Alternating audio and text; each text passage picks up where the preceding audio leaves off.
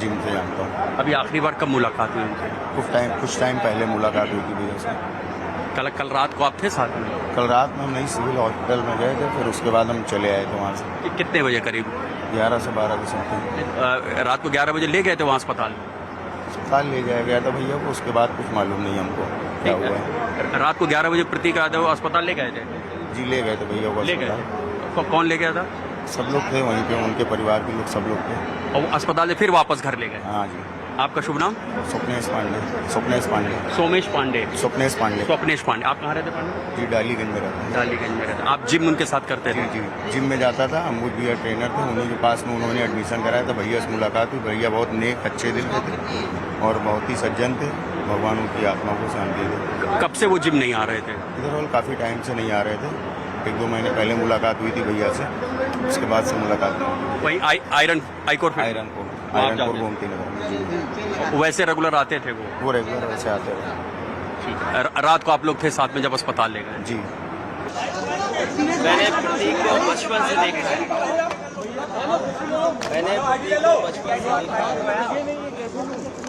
आज हमारे बीच नहीं है, बहुत दुख है। नहीं ले पाएंगे, मेरा सीना दबा हुआ है यार। नौजवान इसलिए था कि बचपन से ही उसे स्वास्थ्य के प्रति, अपने हेल्थ के प्रति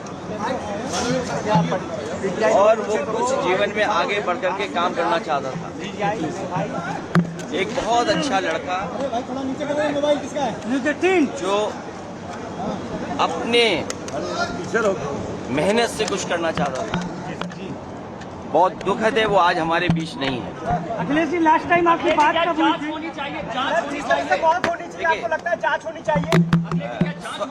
स्वाभाविक है कि जो कानूनी और जो कानून कहता है और जो परिवार के लोग कहेंगे,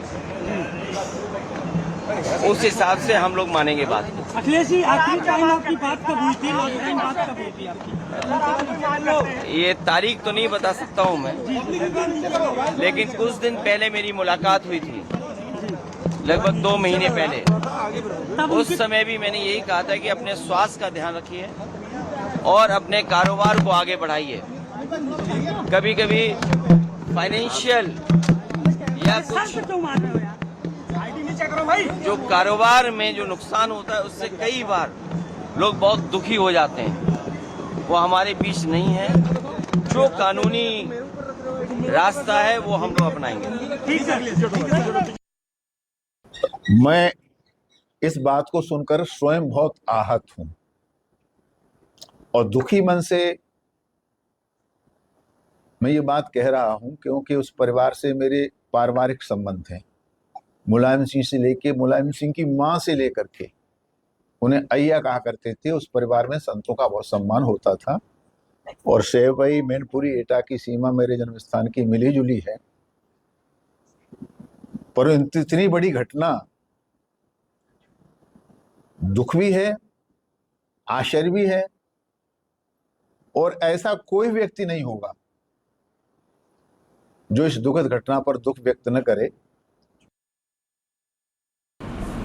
ये बहुत दुखद और दर्दनाक घटना है।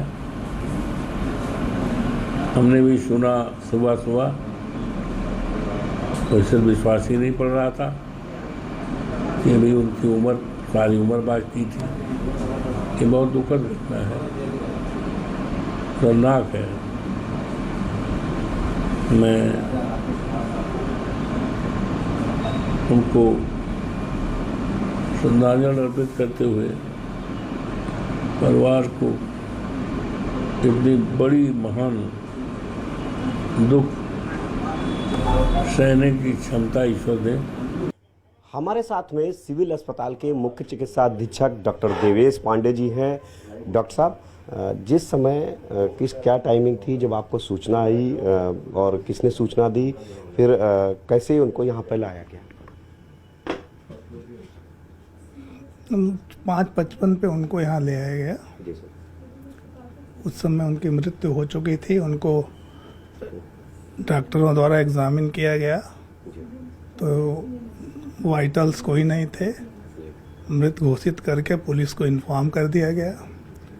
पुलिस बॉडी को लेके पंचनामा की और उसको पोस्टमार्टम के लिए KGMU भेज दिया गया। सर यहाँ से जब टीम गई तो उस टीम को आवास पे क्या अपर्णा यादव और कोई मिला था, या सूचना किस व्यक्ति ने दी थी? अपर्णा यादव ने दी थी या किसी और? अब ये तो टीम से पूछना पड़ेगा अभी जी। अभी मेरे कोई इसमें खबर नहीं। अच्छा, तो सर जो यहाँ पे मृत उनको घोषित किया गया उसमें क्या शरीर कुछ नीला था या चोट वोट के निशान थे? ऐसी कोई सूचना मेरे पास अभी नहीं है। तुरंत को डेथ बस साइन देखे गए, डेथ उनकी डिक्लेयर की गई, पुलिस को दे दिया गया। पुलिस बाकी विवेचना करेगी। बिल्कुल। तो ये हमारे साथ में डॉक्टर देवेश पांडे जी थे। इनका सीधे तौर पर कहना है कि जब इनको सूचना दी गई तत्काल मेडिकल टीम भेजी गई और मेडिकल टीम ने जब जांच पड़ताल की तो उन प्रतीक यादव का निधन हो चुका था और अब जो बॉडी है वो पोस्टमार्टम के लिए भेजी जा चुकी है। कैमरामैन अनिल के साथ संकेत मिश्रा, न्यूज़ 18 लखनऊ।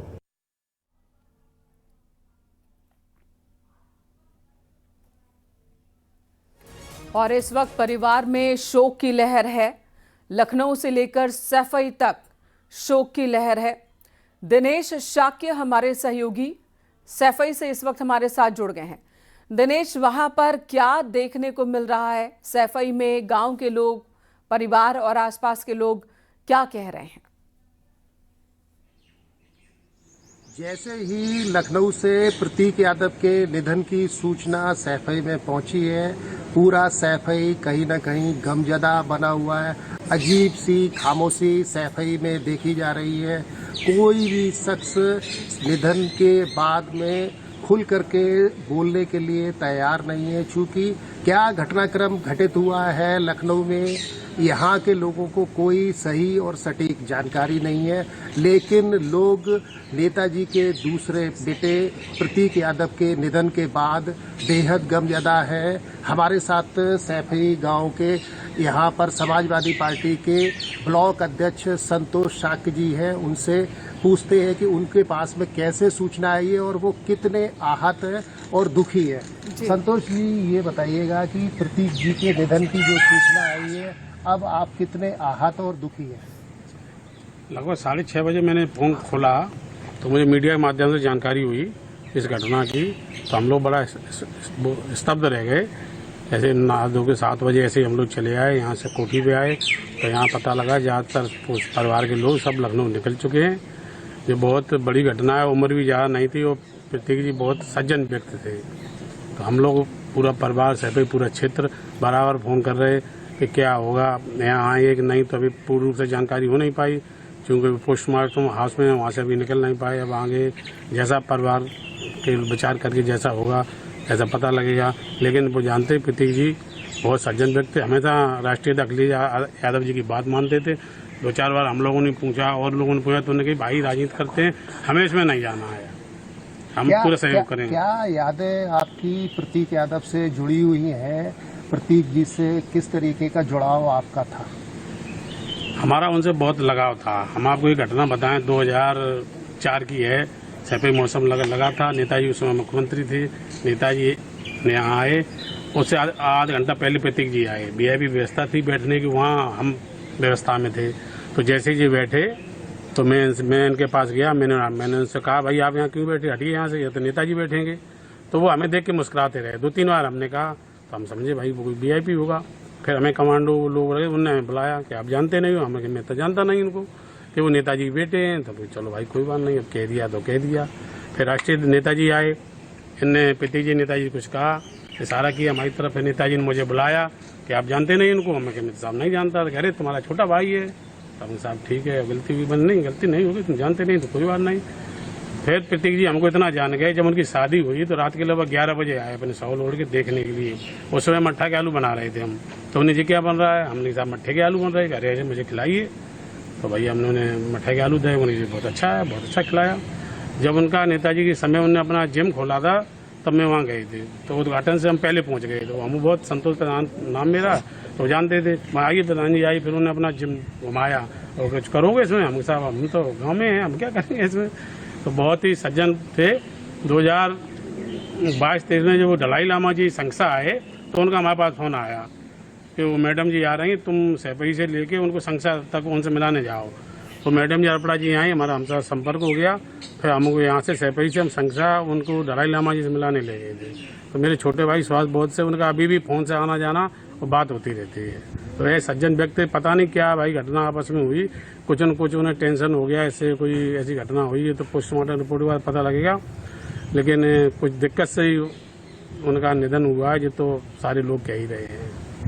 तो ये थे हमारे साथ संतोष साक्य जी, जो बता रहे हैं नेताजी के निधन के बाद वो खासे आहत और कहीं न कहीं दुखी बने हुए हैं, और जो उनसे जुड़ी हुई स्मृतियां हैं वो खुल करके बता रहे हैं कि किस तरीके से प्रतीक यादव से उनका जुड़ाव लगातार बना रहा है। और कम उम्र में प्रतीक यादव के दुनिया से विदा हो जाने के बाद वो खासे आहत है। हालांकि वो यह जरूर बताते हैं कि अब जो सैफई गांव के राजनीतिक और गैर राजनीतिक सदस्य हैं, प्रतीक यादव की निधन की सूचना मिलने के बाद लखनऊ के लिए रवाना हो गए हैं। जी दिनेश, ये बताएं, जैसा कि संतोष शाक्य कह रहे हैं कि प्रतीक यादव बहुत